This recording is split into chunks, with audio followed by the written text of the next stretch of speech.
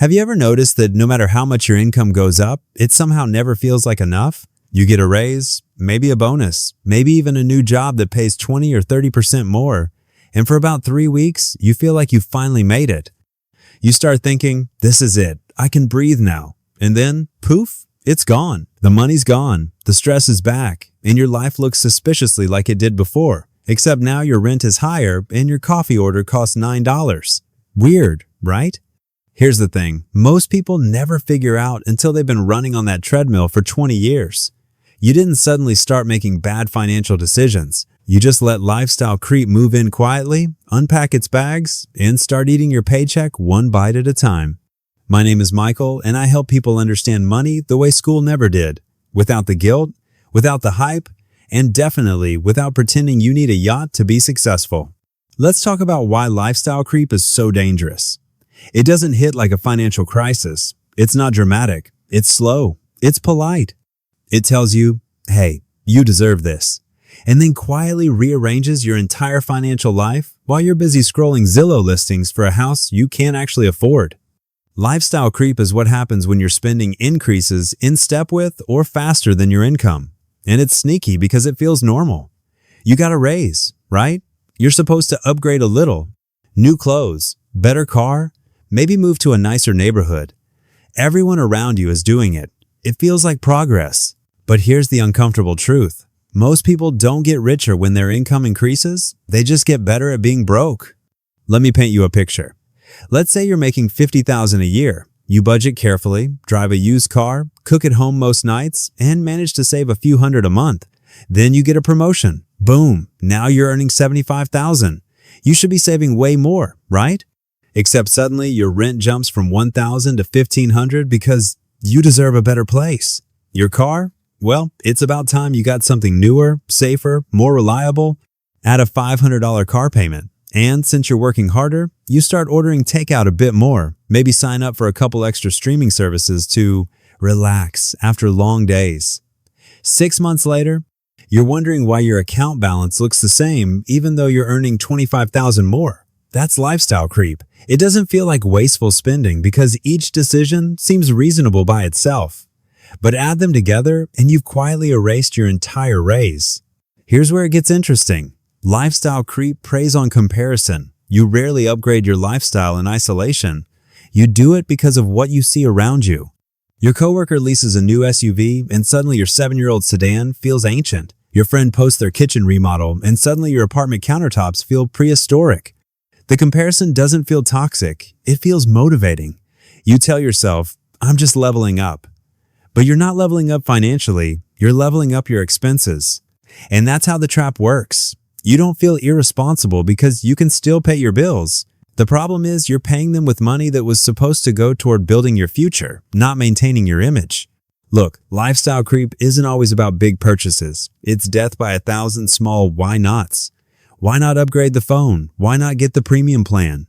Why not book the nicer Airbnb? It's vacation after all. And each why not sounds harmless because, honestly, by itself it is.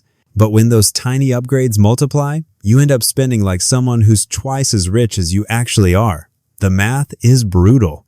If your income goes up 20%, but your spending goes up 25%, congratulations, you just gave yourself a pay cut. This is the part nobody talks about. The reason lifestyle creep feels good is because it's emotionally rewarding in the short term. You work hard. You want to feel the progress. You want to see it. Saving money doesn't give you that dopamine hit. Buying something does. You can touch it, show it, post it. That's why people with great intentions still get caught in this cycle. It's not that they don't know better. It's that saving feels invisible while spending feels like a reward.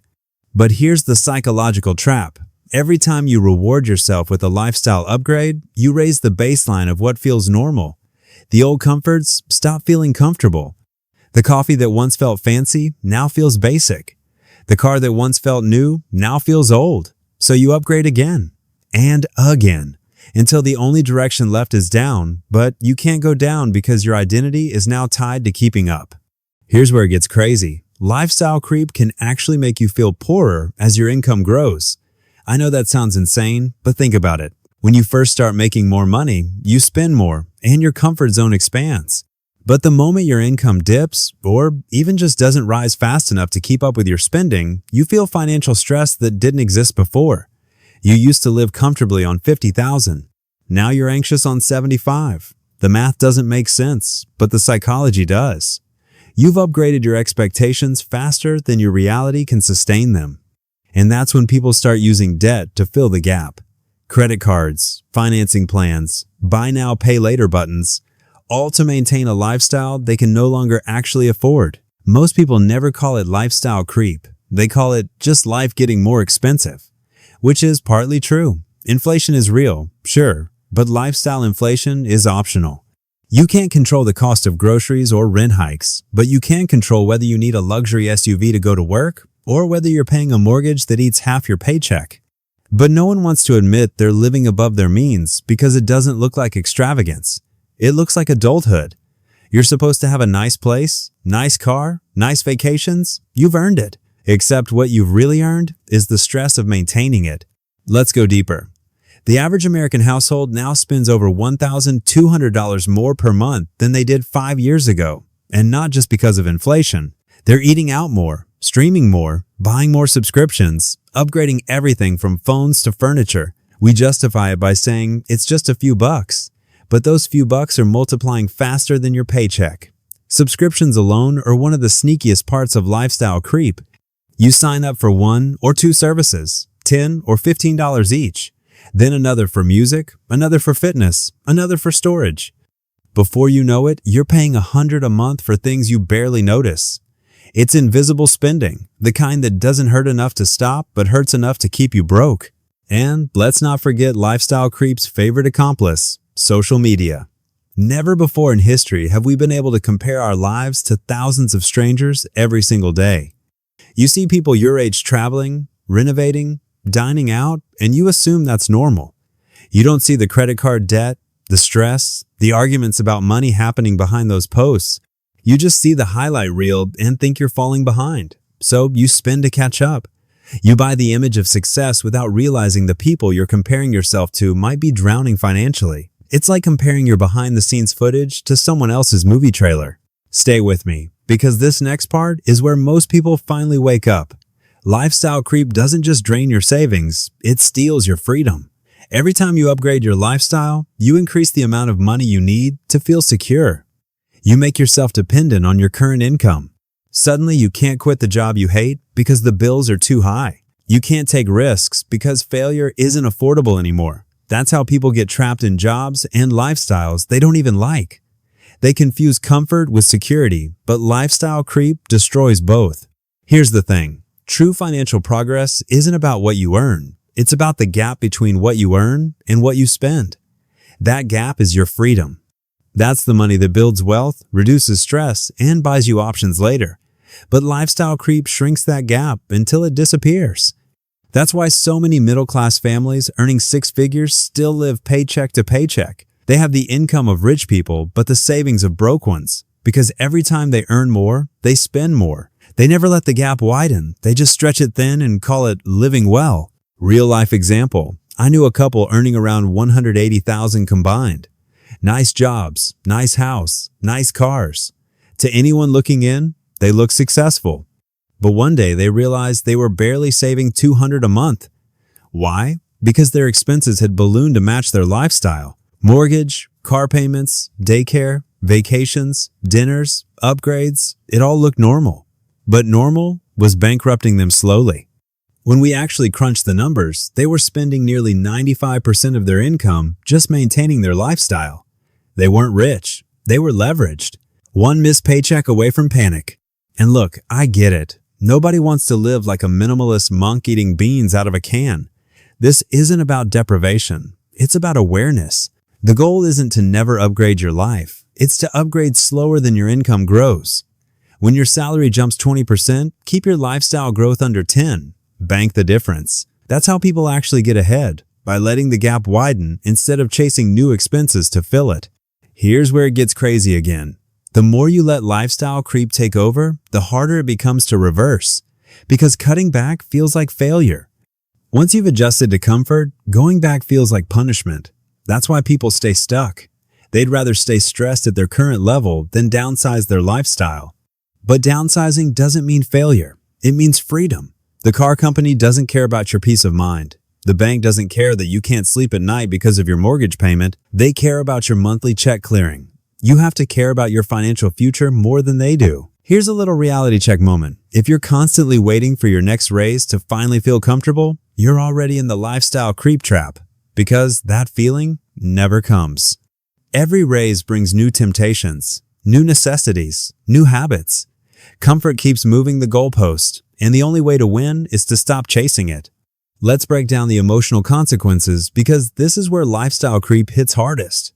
When your lifestyle expands faster than your income, you create a constant low-grade anxiety that you can't name. You start feeling like you're always one step behind. You work harder, but it never feels like enough. You start resenting your job because it's not paying what you're worth, when in reality, it's your expenses that are out of control. You can't enjoy your success because every dollar is already spoken for. That's not progress. That's financial slavery disguised as success. And the worst part? Lifestyle creep robs you of the joy you used to get from small things. Remember how excited you were the first time you could afford dinner out without checking your balance? Now that's just Tuesday. Remember how proud you were of your first apartment? Now it feels too small. Lifestyle creep numbs gratitude, and gratitude is what makes financial progress feel worth it. So, how do you escape? You don't need a spreadsheet that looks like a NASA mission plan. You need awareness and intention. First, track your expenses for 1 month. Everything, down to the coffee. You'll be shocked how much leaks out unnoticed. Second, identify which upgrades in your life genuinely improve your happiness and which are just reflex habits. Maybe you love good coffee. Fine, keep it. But maybe that gym membership you never use or the streaming services collecting dust could go.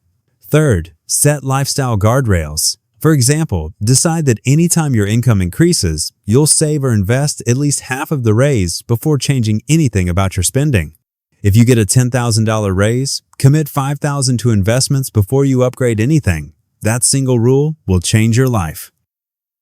Another tactic that actually works? Automate your savings before you see the money. Direct deposit a fixed amount into an investment or savings account so it never touches your spending account. You can't spend what you don't see. And when you do decide to spend more, do it intentionally. Upgrades should be earned by goals achieved, not just raises received. When I hit this savings milestone, I'll upgrade X. That way the lifestyle expansion stays tied to genuine financial growth, not just emotion. Most people never talk about the fact that contentment is a skill. If you don't learn to be content at 50,000, you won't be content at 100,000 or a million. Because contentment isn't about the number, it's about perspective. I've seen people earning 30,000 live, peaceful, debt-free lives, and others earning 300,000 drowning in bills. The difference isn't income, it's self-control. Here's a little experiment that might sting. Add up everything you've bought in the last year that qualifies as an upgrade. The nicer car, the new furniture, the premium plan, the clothes, the gadgets. Then ask yourself how much richer, freer, or happier you actually feel because of them. Be honest. If most of those purchases didn't meaningfully change your quality of life, congratulations, you've just found your lifestyle creep bill for the year. Now imagine investing that amount instead. That's the difference between looking wealthy and becoming wealthy. This is the part nobody talks about. Financial freedom doesn't come from earning more. It comes from needing less. Every time you resist an unnecessary upgrade, you buy yourself a little more freedom. Freedom to quit a toxic job. Freedom to take a risk. Freedom to sleep at night without worrying about bills. But every time you give in to lifestyle creep, you sell a little piece of that freedom back for a slightly nicer couch or a shinier car. And let me tell you, no couch is worth financial stress. No car is worth being trapped in a job you hate. No, it's just a few dollars habit is worth losing sleep over money. The real flex isn't living in luxury. It's not needing it. Here's where we bring it home. The antidote to lifestyle creep isn't austerity, it's awareness. It's catching yourself in that split second between I deserve this and do I actually need this? It's learning to separate happiness from consumption, because when you do, you realize something powerful. Most of the stuff you thought you needed was just noise. So maybe your version of success doesn't look like the influencer's feed or your coworker's new Tesla. Maybe it looks like peace, security, and the quiet confidence that comes from knowing you're building real wealth, not just renting the appearance of it. You don't need to look rich. You need to stop being stressed. That's the real upgrade.